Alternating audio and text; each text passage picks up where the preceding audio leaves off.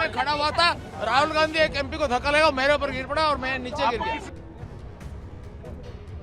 राहुल गांधी ने धक्का मारा? राहुल गांधी। ये पार्लियामेंट की एंट्रेंस है, इसमें मैं अंदर जाने की कोशिश कर रहा था तो बीजेपी के एमपी जो थे वो मुझे ऐसे रोकने की कोशिश कर रहे थे, धकेल रहे थे।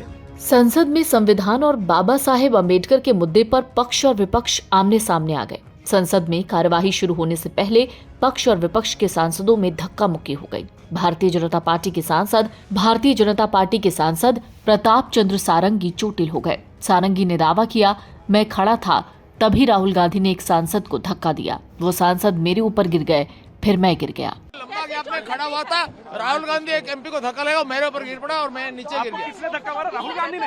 हाँ, राहुल गांधी ने। राहुल गांधी ने धक्का मारा? राहुल गांधी।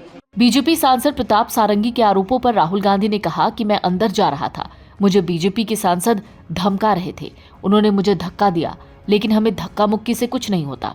कांग्रेस ने यह भी आरोप लगाया कि प्रियंका गांधी और मल्लिकार्जुन खड़गे के साथ भी बीजेपी सांसदों ने धक्का मुक्की की।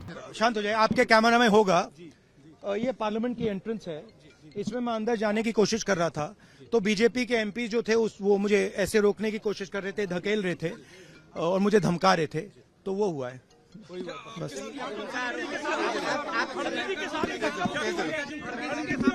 नहीं, देखिए हाँ किया है मगर ठीक है कोई मतलब धक्का मुक्की से हमें कुछ होता नहीं है, मगर ये एंट्रेंस है पार्लियामेंट हाउस की और हमारा अधिकार है अंदर जाने का, और बीजेपी के जो मेंबर्स हैं वो हमें अंदर जाने से रोक रहे थे। सेंट्रल इशू है जो आप लोग मांग कर रहे हैं अमित शाह के रेजिग्नेशन को लेकर। नहीं, सेंट्रल इशू।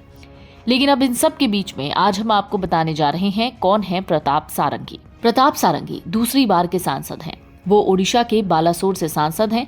इससे पहले 2019 में भी वो सांसद बने और मोदी सरकार में कैबिनेट मंत्री। उन्होंने 2014 में भी लोकसभा का चुनाव लड़ा, लेकिन वो हार गए। वो ओडिशा के नीलगिरी विधानसभा क्षेत्र से 2004 और 2009 में विधायक रह चुके हैं। सारंगी अपनी सादगी के लिए जाने जाते हैं।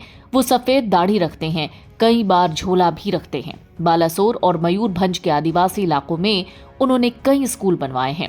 2014 के इस चुनावी हलफनामे में उनकी कुल संपत्ति 10 लाख रुपए थी। फिलहाल प्रताप सारंगी को अस्पताल में भर्ती कराया गया है। सारंगी को अस्पताल में इस वक्त एडमिट किया गया है। बीजेपी सांसद प्रताप सारंगी का जन्म 4 जनवरी 1955 को गोपीनाथपुर नीलगिरी बालासोर के एक ब्राह्मण परिवार में हुआ। उन्होंने 1975 में उत्कल विश्वविद्यालय के तहत बालासोर के फकीर मोहन कॉलेज से स्नातक की डिग्री पूरी की। बचपन से ही सारंगी आध्यात्मिक साधक थे। वो रामकृष्ण मठ के साधु बनना चाहते थे। उन्होंने हावड़ा, पश्चिम बंगाल में रामकृष्ण संप्रदाय के मुख्यालय बेलूर मठ की कई यात्राएं की। मठ के साधुओं ने सारंगी से उनकी इच्छाओं के बारे में पूछा। फिलहाल सारंगी ने राहुल गांधी पर आरोप लगाए हैं, लेकिन राहुल गांधी इन सारे आरोपों को निराधार बता रहे हैं। इन सब के बीच में इस वक्त लड़ाई चल रही है। लड़ाई इस बात की कि आखिर क्यों और कैसे संसद में इस तरीके का हंगामा हो रहा है।